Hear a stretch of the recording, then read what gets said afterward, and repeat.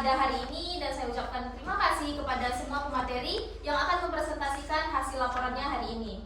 Nah, berdirinya kami di sini yaitu untuk menyampaikan laporan hasil observasi dan wawancara implementasi manajemen pendidikan di SD Negeri 5 Langsa. Tentunya saya tidak akan menyampaikan laporan ini sendiri. Saya Farah Nazwa dengan NIM 2304100053 bersama rekan-rekan saya. Saya Susilawati Purba dengan NIM 23041023. Saya Dea Pasaribu dengan NIM 23041167. Saya Indonesia lain dengan NIM 23041005. Dan saya Pribus Bayang dengan NIM 23041003. Nah, jadi langsung saja kami menyampaikan hasil dari laporan kami. Nah, sebelumnya kami melakukan observasi dan wawancara itu di SD Negeri 5 Langsa yang beralamatkan di Jalan Tengku Citayep, Gampong Jawa, Kecamatan Langsa Kota, Kota Langsa. Sekolah ini berstatus negeri, tanggal pendiriannya yaitu 1 Januari 1970 dan bernaungan dengan Kementerian Pendidikan dan Kebudayaan.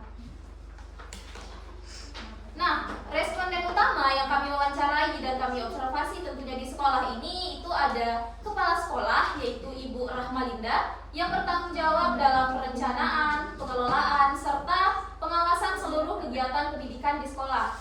Lalu juga ada guru sebagai perwakilan dari tenaga pendidik di SD Negeri 5 Langsa yang memberikan informasi terkait pelaksanaan pembelajaran, pengelolaan kelas, serta implementasi kurikulum di sekolah. Lalu juga ada tenaga kependidikan atau operator sekolah, di mana Ibu Ida Kurnianingsih yang berperan dalam layanan administrasi dan pengelolaan data sekolah, serta mendukung proses manajemen pendidikan. Nah, tentunya aspek yang kami amati dan kami tanyakan itu ada banyak. Di sini saya mulai dengan aspek manajemen sekolah yang akan saya sendiri yang sampaikan. Di mana aspek manajemen sekolah ini terbagi menjadi 3, yaitu ada perencanaan program sekolah, ada struktur organisasi pembagian tugas, dan sistem pengambilan keputusan.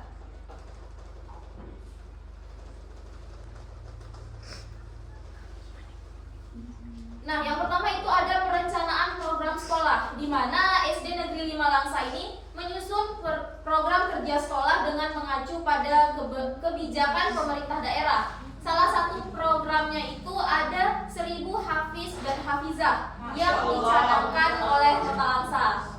Nah, selain itu perencanaan program juga didasarkan pada hasil rapor mutu capaian siswa pada tahun sebelumnya, sehingga program dapat dibuat lebih terarah sesuai kebutuhan siswa. Lalu juga ada struktur organisasi dan pembagian tugas. Nah, biasanya di SD Negeri 5 Langsa itu pada awal tahun ajaran sekolah selalu mengadakan rapat kerja untuk membentuk struktur organisasi yang nanti akan kami tunjukkan pada bagian dokumentasi di akhir. Tugas dan tanggung jawab itu dibagikan kepada semua guru serta tenaga kependidikan sesuai bidang dan kompetensinya masing-masing, sehingga kinerja sekolah dapat berjalan dengan efektif. Lalu yang ketiga itu ada sistem pengambilan keputusan. Nah, di SD Negeri 5 Langsa sistem pengambilan keputusannya tidak secara individu atau langsung, tapi pengambilan keputusan dilakukan secara musyawarah melalui rapat bersama. Kepala sekolah selalu melibatkan guru dan perangkat sekolah sesuai bidangnya, sehingga keputusan diambil bersifat partisipatif dan disepakati bersama. Nah, itu dia aspek bagian manajemen sekolah. Untuk materi selanjutnya, hasil laporannya akan disampaikan oleh rekan saya.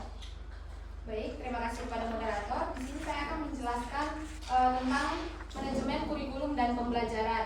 Nah, manajemen kurikulum dan pembelajaran ini ada 3, di mana yang pertama penyusunan kalender akademik. Kalender sekolah itu dibuat dengan mengikuti aturan dari Dinas Pendidikan. Selain itu, sekolah juga menyesuaikan dengan kegiatan di dalam sekolah sendiri seperti peringatan Hari Besar Nasional dan keagamaan. Contohnya, saat menyusun kalender tahun ajaran baru, sekolah memasukkan jadwal kegiatan seperti upacara Hari Kemerdekaan 17 Agustus, peringatan Maulid Nabi, lomba antar kelas, hingga kegiatan kelas meeting dan semester. Nah, yang kedua yaitu implementasi kurikulum merdeka. Kurikulum merdeka dijalankan secara bertahap, belum langsung sepenuhnya diterapkan.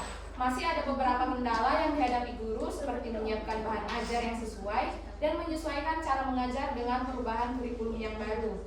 Yang ketiga yaitu supervisi pembelajaran. Kepala sekolah melaksanakan supervisi dengan masuk ke kelas, mengamati proses pembelajaran, kemudian memberikan evaluasi dan arahan kepada guru untuk meningkatkan kualitas pembelajaran. Sekian yang dapat saya sampaikan, saya kembalikan kepada moderator. Terima kasih kepada rekan saya. Untuk selanjutnya akan disampaikan oleh rekan saya yang lain. Untuk Dea, silakan. Nah, di sini yaitu saya akan menjelaskan tentang manajemen peserta didik. Nah, pada tahap manajemen peserta didik yaitu yang pertama yaitu penerimaan siswa baru atau PPDB, yaitu proses penerimaan siswa baru pada SD Negeri 5 mengikuti juknis resmi dari Dinas Pendidikan, yaitu yang disebarkan informasi melalui spanduk, pengumuman, serta pendaftaran online maupun offline. Nah, jalur penerimaan ini meliputi afirmasi, zonasi, mutasi. Hasil seleksi nanti akan diumumkan secara terbuka agar siswa yang lulus dapat melakukan daftar ulang. Yang kedua yaitu pembinaan karakter dan ekstrakurikuler. Nah, di sekolah SD Negeri 5, pembinaan karakter dilakukan melalui kegiatan sehari-hari, yaitu seperti guru menyambut siswa di pagi hari dan pelaksanaan sholat duha, dan yakni yasinan pada setiap hari Jumat pagi, dan kegiatan ekstrakurikuler yang tersedia di SD Negeri 5 yaitu yang pertama karate, tari, serta partisipasi dalam kegiatan perlombaan. Yang ketiga yaitu layanan bimbingan konseling. Nah, layanan konseling di SD Negeri 5 yaitu meskipun sekolah tersebut tidak memiliki guru BK khusus, tetapi guru tetap menjalankan fungsi bimbingan konseling secara langsung, baik dalam hal akademik maupun permasalahan pribadi siswa. Hanya itu yang dapat saya jelaskan. Terima kasih, saya kembalikan kepada Dea. Terima kasih kepada Dea. Untuk materi selanjutnya, hasil laporannya akan disampaikan oleh rekan saya Imelja. Kepada Imelja, dipersilakan. Oke, baik, saya ambil alih. Terima kasih sebelumnya saya ucapkan kepada moderator yang telah memberikan kesempatan. Selanjutnya yaitu mengenai manajemen sarana dan juga prasarana. Di sini ada dua aspek, yaitu ketersediaan fasilitas dan juga pemeliharaan dan pemanfaatan fasilitas. Nah, untuk SD 5 sendiri jumlah ruang kelasnya itu semakin tahun semakin terbatas karena jumlah peningkatan siswa yang masuk di sekolah itu semakin meningkat. Jadi untuk ketersediaan ruang kelas, beberapa ruang seperti laboratorium dan juga ruang bahasa itu dialihfungsikan menjadi ruang kelas. Nah, tapi untuk perpustakaan sendiri itu tetap punya dan juga fasilitas olahraga juga ada. Nah, untuk pemeliharaan dan pemanfaatan fasilitas.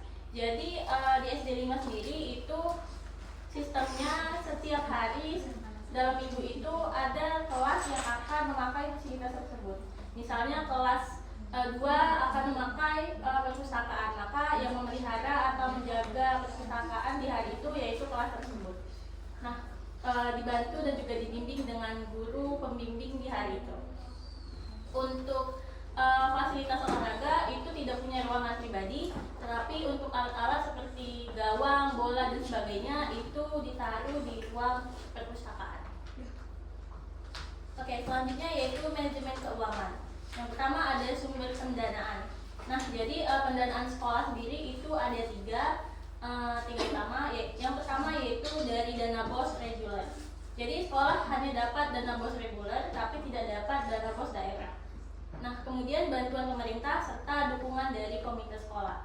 Untuk dana BOS sendiri itu digunakan untuk pengadaan alat-alat olahraga, sedangkan bantuan pemerintah itu dialokasikan jika pembangunan sekolah atau gedung dilakukan, dan juga pengadaan kursi dan juga meja belajar. Sedangkan dana dari komite itu diperoleh melalui pengajuan proposal, kemudian nanti kalau proposal cair maka kegiatan akan dilakukan. Nah, yang kedua yaitu transparansi dan akuntabilitas. Nah, pengelolaan dana ini dilakukan secara transparan sesuai dengan aturan penggunaan dana BOS. Jadi, dana BOS di sini dijelaskan ada 8 aspek.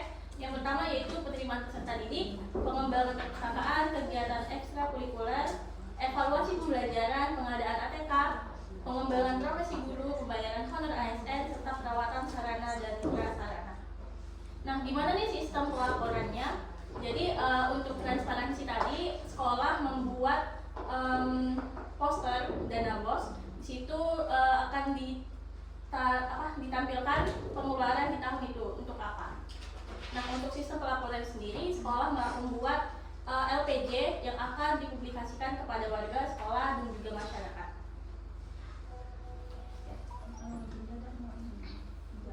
Sekian yang dapat disampaikan, saya kembalikan lagi kepada moderator. Terima kasih kepada Imelja. Untuk laporan selanjutnya akan disampaikan oleh Apri. Kepada Apri dipersilakan.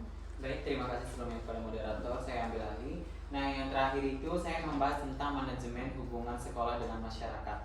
Di sini terbagi menjadi 3, yaitu kerjasama dengan orang tua ataupun komite, kemitraan dengan pihak luar, dan peran sekolah di masyarakat. Nah, kita bahas dulu tentang kerjasama dengan orang tua dan komite. Sekolah menjalin hubungan baik dengan komite dan orang tua melalui rapat untuk pengambilan keputusan apapun program yang dilaksanakan oleh pihak sekolah, kerjasama dalam kegiatan sekolah, serta penyelenggaraan acara keagamaan seperti yang telah dibilang Susiati, seperti peringatan Maulid Nabi ataupun peringatan-peringatan yang lain yang akan dilaksanakan oleh pihak sekolah tersebut.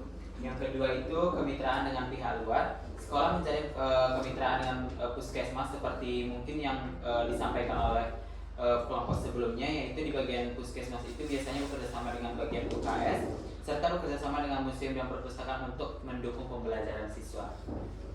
Yang ketiga itu ada peran sekolah di masyarakat. Nah, sekolah aktif berpartisipasi dalam kegiatan masyarakat seperti mengajak siswa untuk bersama-sama bergotong royong, membersihkan musola bersama guru agama ataupun dengan siswa.